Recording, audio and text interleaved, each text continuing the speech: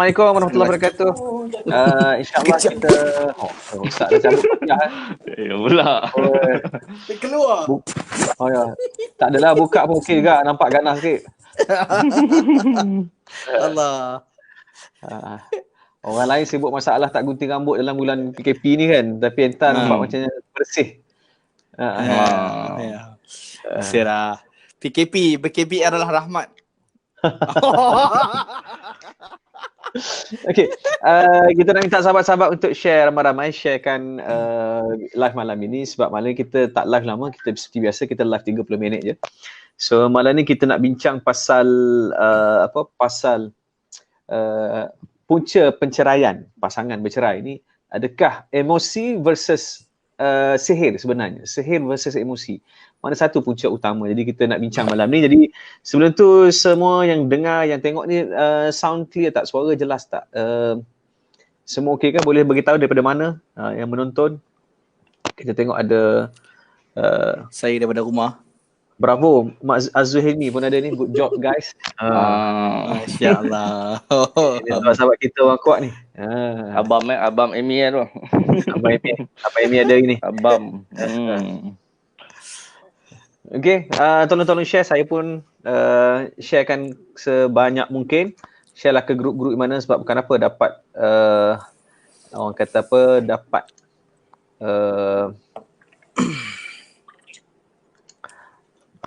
manfaat. Kita dapat kongsi manfaat tu sebanyak mungkin insya-Allah. Okey. So kalau boleh kita share.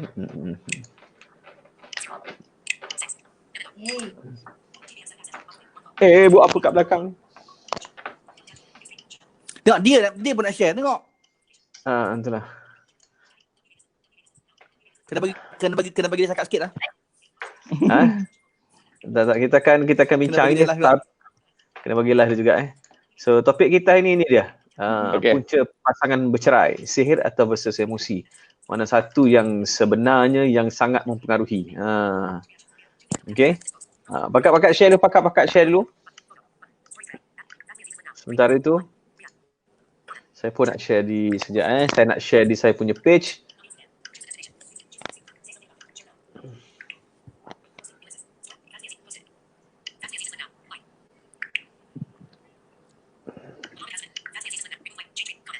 Saya pun tengah share juga ni.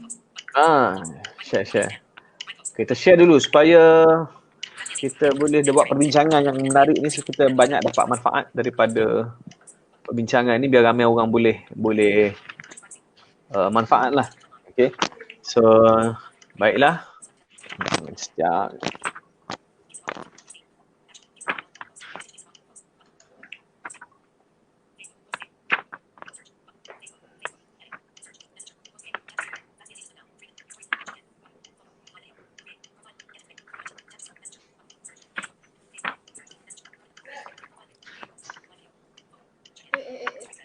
Okey, baik. Bismillahirrahmanirrahim sekali lagi.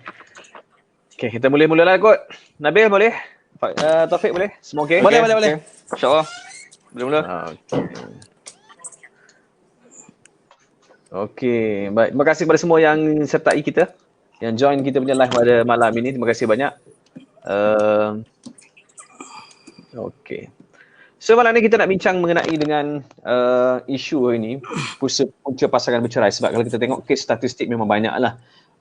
Yang saya dapat tahun 2016 tu dah pun di seluruh Malaysia sudah pencecah 26,000 daripada bulan Januari sampai bulan Oktober. Ada satu keratan akhbar tu lah, sampai 26,000 kes perceraian. Tahun 2017 sudah cecah sampai 40,000 lebih. Maknanya peningkatan dalam tempoh yang lebih kurang sama, iaitu daripada Januari sampai Ogos. Nanti kalau siapa yang berminat saya boleh tunjukkan artikel tersebut. Nak ceritanya bahawa kes ini semakin lama semakin berat dan besar, dan hari ini kalau kita tengok kes pasangan bercerai muda pun sangat tinggi. Bahkan kalau kita tengok antara punca utamanya macam-macam lah. Antaranya kalau lelaki yang paling tinggi seingat saya adalah kurang persefahaman. Okey. Kemudian kalau yang perempuan pula dia kata pasangan curang. Itu statistik lah yang dikeluarkan pada tahun lepas. Okey. Jadi hari ni kita nak tengok sebenarnya Nabil, Taufik. Mungkin saya perkenalkan dulu lah, mungkin anda yang nak kenal, yang baru nak berkenalan dengan Ustaz Nabil. Ini Ustaz Nabil nama dia. Ustaz Nabil ni adalah merupakan seorang pakar perubatan Islam, mempunyai pusat rawatan Al-Afiyah. Orang kelainan upaya dari sudut penglihatan, tapi walaupun buta dia pandai baiki komputer. Jadi kita, bila dia baiki komputer kita jealous tengok. Okey. Sebab tu tengok sebab tu Taufik tengok dia punya earphone dia lagi dahsyat daripada kita. Kita pakai biasa je. Betul, kita biasa je. Dia dengan Ini mic, kan gaming. dengan mic pencanak dia tu kan. Sekarang ni kita biasa lah zaman-zaman game ni macam tu. Okay. So Ustaz Nabil juga Al-Hafiz 30 juzuk daripada University of Khartoum, Sudan. Okay. Sebab tu nama dia Nabil Sudan. Dan kita ada saudara Taufik Mahmud. Sihat Taufik? Alhamdulillah sihat. Taufik ni sahabat saya daripada zaman UPM lagi, merupakan kaunselor berdaftar, orang yang aktif dengan Lembaga Kaunselor Malaysia, aktif dengan pelbagai bantuan psikososial lah. Jadi InsyaAllah. Itulah kekal handsome daripada dulu sampai sekarang. Okay, so Nabil, Taufik, Hebat. antara punca yang banyak sebenarnya, punca sihir ataupun punca emosi, ataupun apa sebenarnya menyebabkan orang bercerai? Okay, saya serah pada Tuan Taufik dulu lah. Ingatkan dia nak bagi jawab. bola lambung. Ingat dia nak jawab dulu ni. Allah. Silakan. Okey, baik. Bismillahirrahmanirrahim. Assalamualaikum warahmatullahi taala wabarakatuh dan selamat malam kepada semua. Tuan Fadli dan Ustaz Nabil ya. Dia nak menjawab isu ni, dia kena berhati-hati kan. Dia melibatkan perkahwinan, nak bercakap salah cakap nanti si isteri terasa, salah cakap mungkin si suami terasa, mungkin bakal suami pun terasa, bakal isteri kan, mungkin bakal isteri yang seterusnya pun terasa kan. Jadi dia kena hati-hati sikit. Itu kata yang berani. Okey, bawa muka rumah. Okey baik, pada saya lah, pada perkhidmat saya dalam pengalaman dalam menguruskan isu-isu berkaitan dengan isu perkara ini, sama ada emosi ataupun usaha sihir, saya lebih suka kepada melihat kepada pengenalan iaitu tentang ilmu ni, seperti mana yang sebelum ni kita bincang. Kalau cerita tentang disiplin ilmu masing-masing, sudah tentu berbeza. Kalau saya sudah tentulah akan menyatakan ianya adalah sebagai satu sudut iaitu disebabkan oleh emosi. Kalau Ustaz Nabil mungkin dia akan kata faktor di segi faktor sihir. Ataupun tanya orang lain mungkin lain jawapan dia.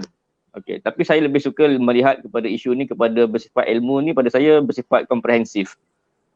Perlu secara bersama, iaitu dalam negara ni, terutama di negara Malaysia ni, kita ni mengamalkan ada nilai-nilai agama yang kita pegang, dan sudah tentulah agama Islam ni sebagai agama yang utamalah.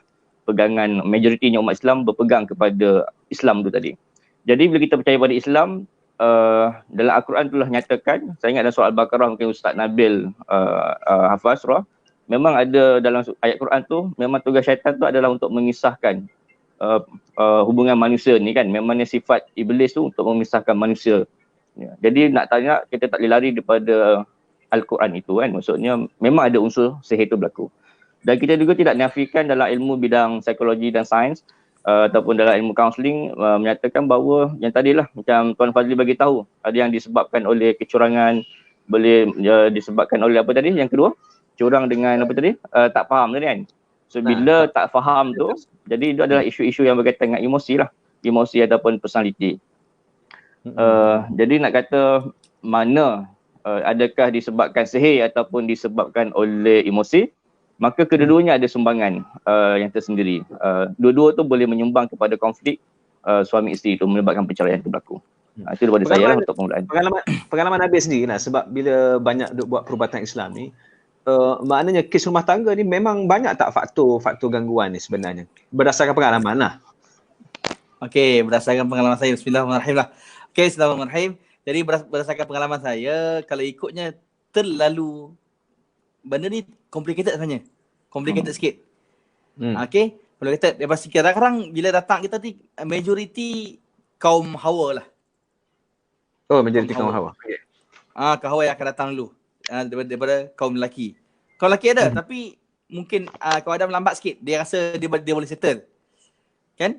Tapi kaum Hawa ni awal-awal sebab dia bagi dia kadang-kadang ni apa suami tak dia orang ada masalah nak cerai ni mesti ada gangguan, mesti ada apa. Memang tak, dan bukan semestinya semua daripada awal ada gangguan ataupun bukan semestinya semua asal daripada masalah psikologi. Jadi dia kadang-kadang dia bergantung pada bergantung kepada keadaan dan kehidupan orang tu sebelum kahwin dan selepas kahwin. Keadaan sebelum Gangguan selepas tu bukan okay. Kadang-kadang gangguan tu bukan daripada awal daripada kalau ada gangguan bukan daripada selepas kahwin, kadang-kadang sebelum kahwin.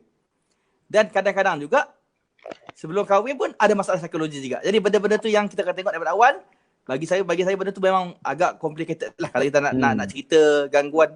Sebab gangguan ni dia boleh mengganggu psikologi dan psikologi pun bila ada psikologi pun boleh buat jadi gangguan juga. Kan. Yalah betul. Dan sebenarnya ialah kalau kita tengok cuma ya bila kita duk kaji pasal punca-punca perceraian kan, antara contohlah saya dah ambil yang dia kata sebab kurang persefahaman. Sebab lelaki dan perempuan ni berbeza. Lelaki majoritinya adalah disebabkan oleh kurang persefahaman. Dia tak faham bini dia. Bini tak faham dia tak faham bini dia. Yang perempuan pula dia kata apa? Dia kata punca perceraian ni disebabkan oleh apa? Suami curang. So kalau kita nak tengok sihir dari satu sudut sebab ada sihir disebut sebagai tafrik, sihir pemisah. Kan? Betul. Sihir pemisah, betul tak Nabil? Ya. Tapi maknanya kalau orang tu baik, maksudnya memang dia pasangan yang bahagia. Ada kemungkinan sihir tadi akan boleh memisahkan mereka ataupun sebenarnya melainkan orang tu memang dah ada masalah. Bila masuk sihir maka lagi senang. Atau macam mana? Okey, sihir tafrik ni ada kelemahan dia dan ada kelebihan dia. Mana sihir tafrik ni dia nama tafrik ni faraqah memisahkan memisahkan. Okey.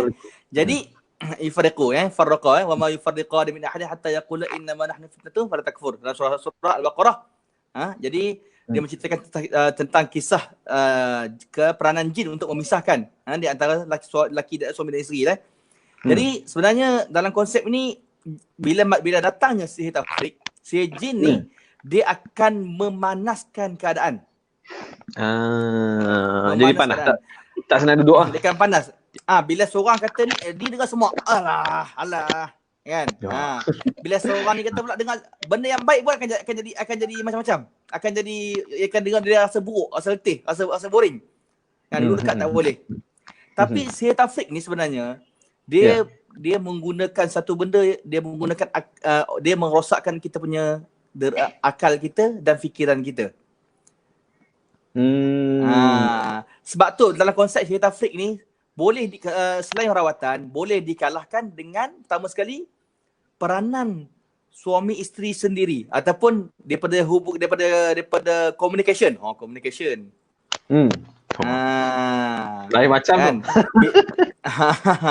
Maknanya bila suami isteri ni dia isu tak kesefahaman tu lain cerita sebenarnya. Memang lelaki dan perempuan dijadikan tak sama. Kalau perempuan lelaki lain lah kan. Makna setiap perempuan manusia ni ada naluri yang kelainan. Dia tak sama. Jadi bila isu tafrik ni dia merosakkan. Fikirlah contoh ada perempuan lelaki dia memang kurang caring kan, dia tambahkan lagi bagi berat kurang caring. Tu bila perempuan ni rasa suami aku tak caring aku lah, tak boleh lah, tak mau aku kan. Dia nambah kan. Kan? Nabi guna perkataan caring tu lain tu. Jangan dia guna perkataan. Caring is caring kan. Lepas tu yang lelaki pula tak mau share kan. Kita kata sharing is caring kan. Tak mau share. Jadi bila benda tu, bila ada tafrik dia membantu untuk merosakkan dan meruntuhkan rumah tangga.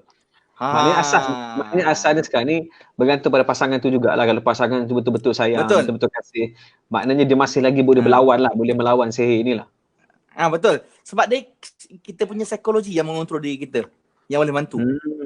Sebab saya pernah jumpa sampai sekarang dah hampir 16 tahun. Mereka ni memang diganggu oleh sihir tafrik. Tapi sekarang tak berpisah. Subhanallah. Sebab bila dia orang rasa macam tu je, dia orang kata tak apalah, kita kena kuat. Kan? Wallahu khalaqakum min azwajikum. Allah jadikan kamu berpasang-pasangan kan. Jadi kita kena lawan. Dan alhamdulillah sampai sekarang dia orang masih bahagia. Okay. Tapi Taufik, ada orang dia kata semua jin yang punya pasal, semua apa-apa saja memang jin yang salah, apa-apa pun jin kan. Tapi sendiri-sendiri tak nak usaha untuk memulihkan keadaan, maknanya nak perelokkan lagi dengan pasangan kan. Jadi sebagai kaunselor, teknik-teknik dan juga apa yang sebenarnya yang perlu suami isteri ni semak. Sebenarnya bila berlaku sesuatu, apa yang nak kena tengok dulu. Sebab biasanya terus jin. Yang ni dia isteri dia kata ni perempuan mana yang buat suami kan. Padahal dia yang buat suami dia tak nak balik. Contohlah kan. Nama perempuan marah ni bila aku sebut. Okey, isu ni memang dia tabu. Dia tabu kepada masyarakat lah kan. Tabu kepada masyarakat. Dia pasal kalau tengok filem-filem tahun 50-an, 90-an sampai hari ni pun cerita pasal hantu tu dia tak habis-habis kan. Dia ada cerita hantu sundal malam lah, cerita mak lampir lah kan. Jangan pandang belakang ni semua berkaitan dengan hantu. Jadi sebenarnya pemikiran rakyat orang Melayu, orang kita ni, masyarakat kita dah macam dah satu orang kata dah ditanamkan apa-apa yang berlaku gaduh je mesti ada berkaitan dengan jin, jembalang, hantu dan sebagainya lah. Jadi benda-benda ni bila belief sistem kepercayaan kita yang tidak dapat diubah tu, yang dah lama duduk dalam fikiran, itu yang agak sukar. Sebab tu apa-apa pun jin. Kalau meniaga tak laku pun ini mesti ada orang hantar sihir. Semuanya segala-galanya jin pula kan. Walaupun dia kata Allah itu satu, demam pun jin. Semuanya jin kan. Jadi tak selesa semuanya jin. Itu belief system yang tu yang kita kena check tu. Kita tak nak cakap tak ada, tapi mostly kebanyakan berkaitan dengan psikologi itulah, pasal dah ditanamkan dengan benda-benda tu kan. Asal sakit dulu jumpa Tok Bomoh, jumpa Tok Pawang, dukun dan sebagainya. Okey, saya nak tambah pada yang Ustaz Nabil cakap tadi kan, selain daripada suami isteri tu boleh bantu untuk lawan sihir, saya suka kan, saya bagi kredit pada isteri saya lah, sempat tadi sembang-sembang, bincang pasal ni kan. Penting kita apa nama tu, al-maksurat tu tadi kan, susunan yang zikir yang Rasulullah bagi tu. Itu sebagai memang kubu pertahanan yang sangat kuat sebenarnya kan. Al-maksurat tu kan. Nama pun al-maksur kan. Memang satu susun yang kuat, maksudnya apa-apa pun orang tak boleh lawan. Lepas tu dalam isu ni pun kita kena berpada-pada kan, pasangan suami isteri ataupun pasangan belum kahwin, bila nak tunjuk bahagia tu kena hati-hati, berpada-pada. Sebab hari ni kita tak tahu dengan mata kan, mata manusia kita ingat dia mata ada istilah ain dan sebagainya tu, penyakit ain kan. Yang tu kena berhati-hati dan memang benda tu wujud ada. Tu ain lain kan. Itu special dekat syurga nanti insya-Allah. Macam tu, maksudnya perlu ada pendinding tu lah yang akan yang akan membantu kita sebenarnya. Itu yang selain pada psikologi tu yang kita perlu belajar. Soal zikir al-maksurat tu ialah kita pun saya sendiri pun kena beramal baliklah semula tu kan. Maksudnya kalau walaupun kita baca surah ayat kursi dan sebagainya, sebenarnya tak cukup ya, ibarat dinding. Tak cukup lah, penyakit ada diabetes dan darah tinggi. Tapi kita makan ubat macam mana je, darah tinggi tak makan kan. Jadi tak cukup. Jadi al-maksurat tu pada saya yang terbaik lah untuk kita nak jaga nak elak pada sihir dan sebagainya insya-Allah. Ini kena suburkan balik cinta ni. Betul. Betul. Dia kena suburkan balik cinta, dia kena bercinta kembali.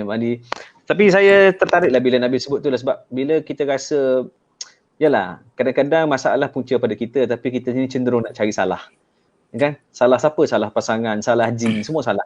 Jadi yang tak salahnya kita. Bila tak salahnya kita tak mengakulah salah kita. Bila tak mengaku salah kita tak sedar salah kita tak akui salah kita. Bila tak aku, mana nak berubah kan? Jadi itulah kadang-kadang benda sebenarnya kadang-kadang bila berlaku contoh saya nak ambil statistik tu juga bila dia sebut pasangan disebabkan pasangan tak persefahaman.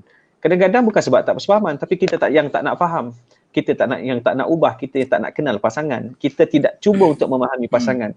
Kita duk tunggu pasangan memahami kita. Jadi bila kita tunggu, menunggu ni bukan satu benda yang orang kata menunggu ni satu penyiksaan. Kan? Sedangkan kita sendiri yang boleh. Kalau kita sayang kita yang mulakan dulu kan. Jangan pergi urut. Kalau Nabil kan, isteri urut Nabil, jangan tunggu Nabil urut isteri, jangan tunggu isteri urut. Betul tak Bil? Kau senyum lain macam tu. Mungkin Jadi- kalau nak tengok dia, kalau nak tengok dari sudut macam mana nak check sebenarnya ni ada masalah, kita ada masalah dari sudut betul ke ni gangguan, betul ke ni ada sihir. Kalau dari rumah tangga macam mana nak check? Okey, sebenarnya saya kalau dari sudut saya sendiri bila datang seseorang tu, saya akan minta kalau kes rumah tangga ni saya akan dengar sebelah pihak dan saya akan dengar seorang lagi sebelah pihak. Sebab masing-masing akan dua-dua berhujah dengan hujah dia sendiri tau. Okey. Kebanyakan kes rumah tangga ni masing-masing menunjukkan dia punya kelebihan dia. Tidak ada yang menceritakan kekurangan dia.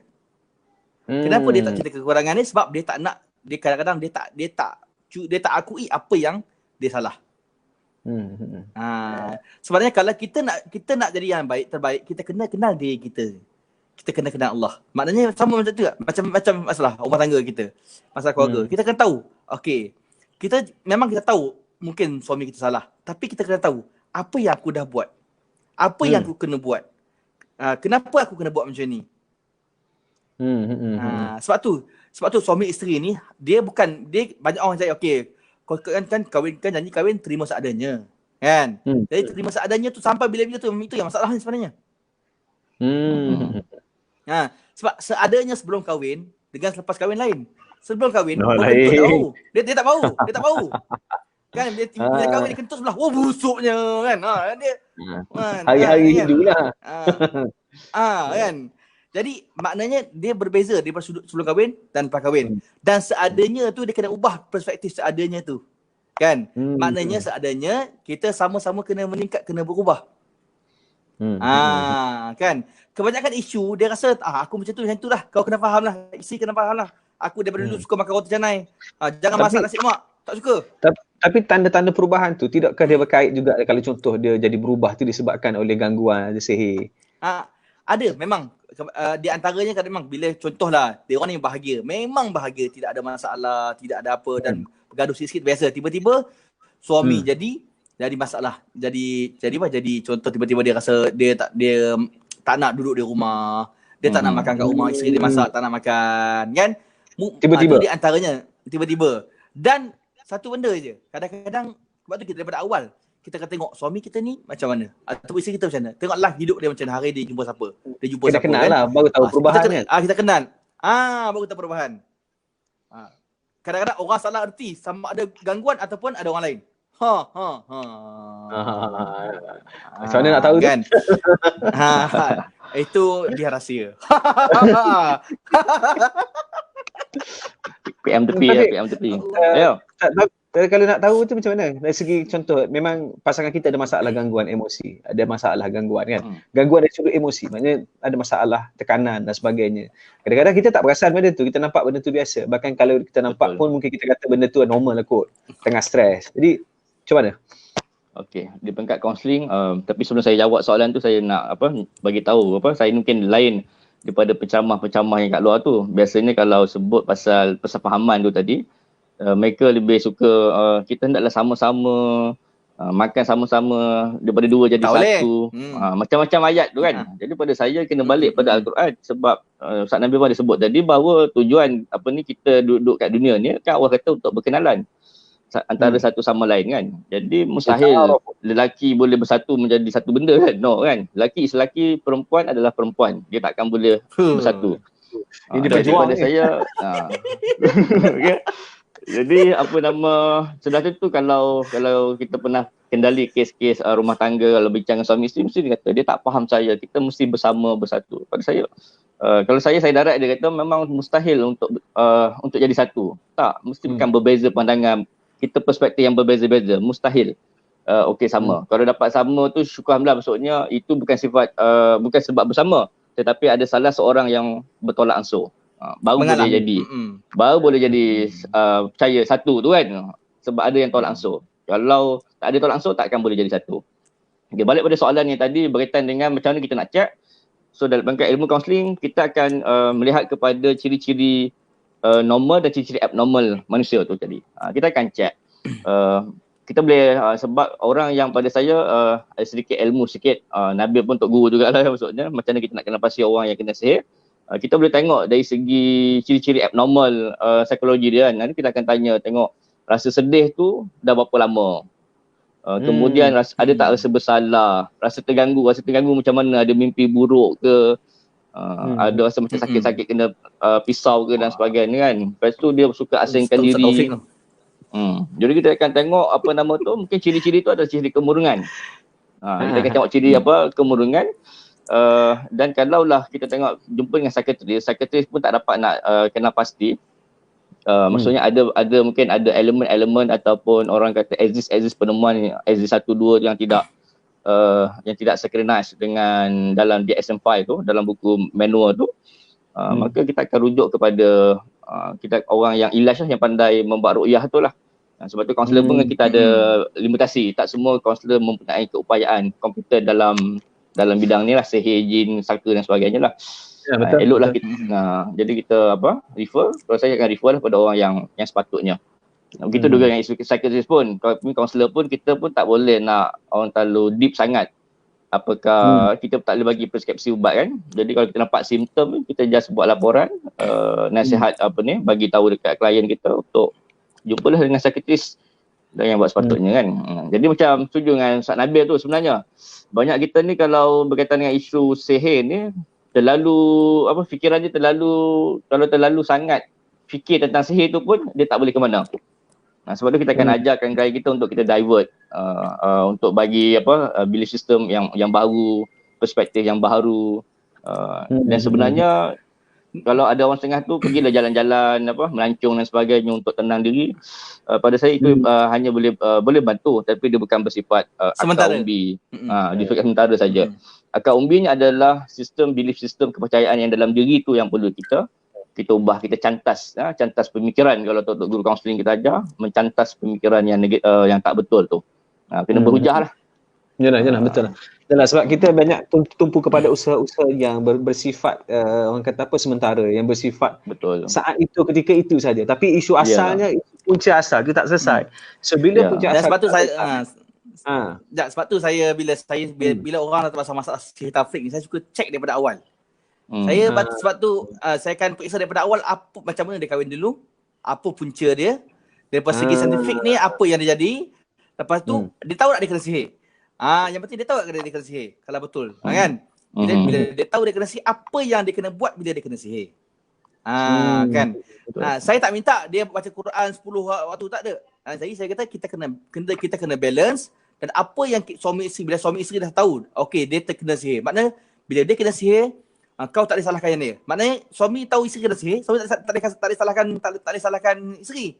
Dan isteri pula kalau dia tahu suami kena sihir, dia tak boleh salahkan suami. Betul. Kan? Jadi bila hilang salah menyalah tu, dia orang akan tenang. Bila dia orang tahu ada gangguan, apa yang perlu dia orang buat. Tapi masalahnya Bil, ada orang dia dah kahwin seorang lagi. Lepas tu dia kata, ni mesti jin yang kacau ni. Kena sihir. Sihir. Membuat alasan. Sebab tu asas dia untuk dia melari daripada satu pengakuan yang kesalahan dia. Kan. Yang kedua pengaruh cerita lah sebenarnya. Kan. Asal kahwin je bini tamu buat, asal kahwin bini kedua buat, asal kahwinnya ni buat. Jadi itu pengaruh cerita yang membawa sampai sekarang sebenarnya. Jadi kononnya nak lepaskan diri supaya bini tak marah. Rupanya bini bukan dengan bini kedua. Sampai bila tak damai. Betul. Yang bini pertama kata bini kedua yang buat, bini kedua kata bini pertama yang buat kan. Ada juga kes suami kahwin ketiga. Ada satu kes juga memang suami yang buat kan. Dulu duduk belaga kan. Suami buat ada?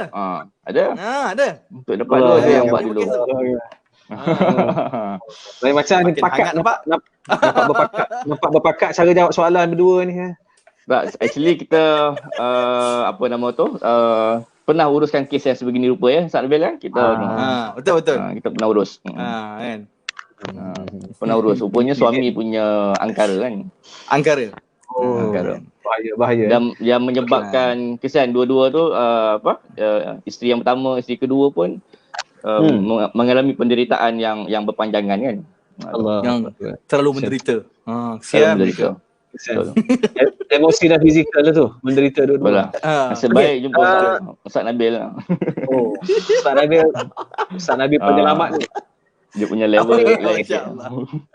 Tak, kalau sahabat-sahabat kita nak tanya di luar sana, boleh tanyakan soalan, insya-Allah kita minta panel kita jawab lah. Ustaz Nabil ada, Taufik pun ada. Kalau ada soalan-soalan nak tanya, kalau ada soalan-soalan nak diberikan. Tapi saya rasa saya setujulah dengan apa yang Nabil sebut, apa yang Taufik sebut. Sebab sekarang ni kita sekarang dia beginilah, dalam rumah tangga ada masalah selesaikan. Sedikit tak puas hati rasa, selesaikan. Isu kita ni bila ramai yang suka lari daripada masalah kan. Malah nak bincang, malah nak bercakap, malah nak bertukar. Dia sebenarnya dia bila tahu sikit dia biar dululah. Lepas tu pula bila dia biar dulu, dia cerita kat orang lain. Lepas tu orang tu nak menambahkan, oh ini gangguan ni. Oh, ini syaitan ni. Mesti bini ada orang lain ni. Syaitan ni kan. Lepas tu tengok lelaki pula tak balik pula. Oh ni tak makan nasi tengah hari ni, mesti ada masalah ni. Ada ni. Betul. Kan. Lepas tu pergi jumpa orang berubat. Kan. Lepas tu si tak berubat. Makin hancur kan. Orang berubat pula satu sekali berubat 500. So kaya orangnya berubat tu pun. Bukan setakat cas dia kata apa? Tak apalah kak saya ada kan. Kalau dengan saya je lah dia tanya. Ini macam pengalaman Ustaz Nabil je ni. Allah. Okey. Kita gurau-gurau kan. Gurau. Tak nak sembang serius sangat, nama sembang santai kan. Okey. Jadi apa ni, Maria Rayyan kata setuju baca Al-Maqsurat, betul lah pendinding diri kita kan. Kepada tuan-tuan yang bergabung nampaknya memang kami tengah bergabung sekarang. Ustaz Nabil jadi kepala. Aku lagi. Macam Voltron lah, tahu Voltron. Saya Naruto. Semuanya kami berdua jadi kaki dengan tangan, hang jadi yang lima yang paling besar tu je. Kita pegang boleh lah. Okey. Sekarang kita dah sampai kepada penghujung. Dah sudah 32 minit kita live. Mungkin sebagai kesimpulan lah. Mulakan dengan Nabil tu, kesimpulan. Okey, sebenarnya benda sihir tafrik, sihir pemisah ni memang ada. Dan cumanya kita bila kita jangan tak percaya dan jangan terlebih percaya. Kita harus percaya. Faham tak? Yeah. Tapi jangan terlebih percaya sampai kita menidakkan yang lain-lain. Dan kita kena seiring, dan bila kita tahu kita kena sihir, kita kuatkan dengan iman. Okey? Ingat, tanda-tanda kena sihir kurang kita malas solat. Paling utama, paling mudah sekali. Tidak ada orang kena sihir yang rajin solat. Tak ada. Jadi bila tahu kena sihir, ubah diri kita, cuba bangun solat. Macam ni Nabil, maksudnya kalau dia rajin solat, tiba-tiba jadi malas solat. Macam tanda-tanda sihir tu. Kalau dulu tak semayang, lepas tu memang tak semayang, memang itu bukan sihir lah tu. Itu bukan sihir tu, memang malas tu. Kan? Yang kedua, bila dia tahu kena sihir, cuba bantu. Contoh, bukan kadang-kadang di antara pasangan yang tak percaya, seorang isteri percaya, seorang tak percaya kan. Jadi bila kita tahu dia tak percaya, dia orang sakit ni dia tak aku dia sakit. Orang gila ni dia tak kata dia gila. Dia kata kita yang gila.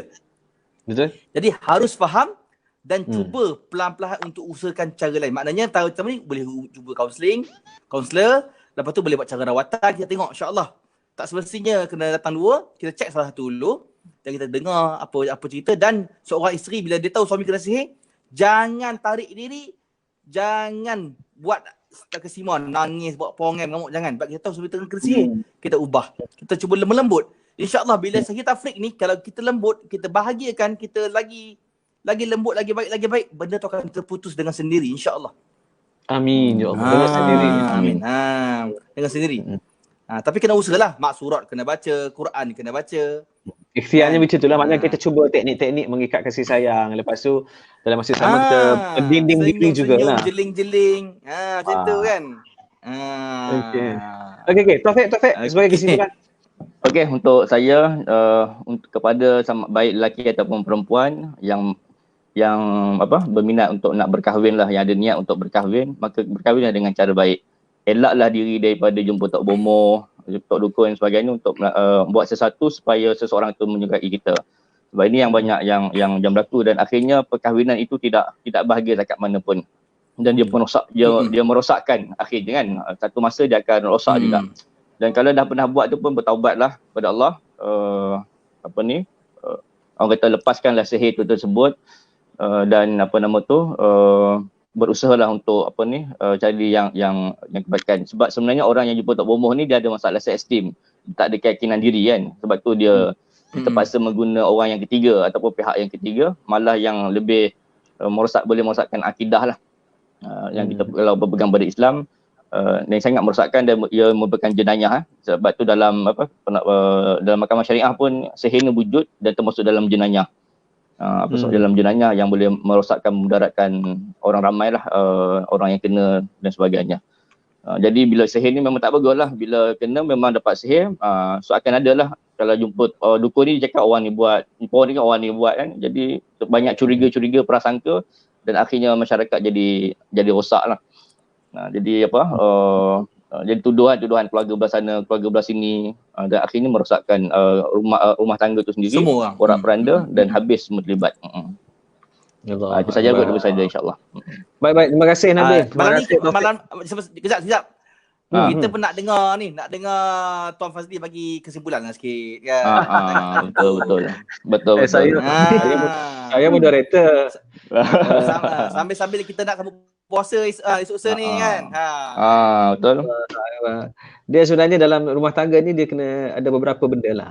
Bila bercakap pasal cinta ni dia mesti ada tujuan dia. Kalau tujuan dia kerana Allah, insya-Allah caranya insya-Allah kerana Allah. Sebab bila tak ada tujuan, itulah masalah, kita akan buat ikut rasa. Ikut rasa ni sementara.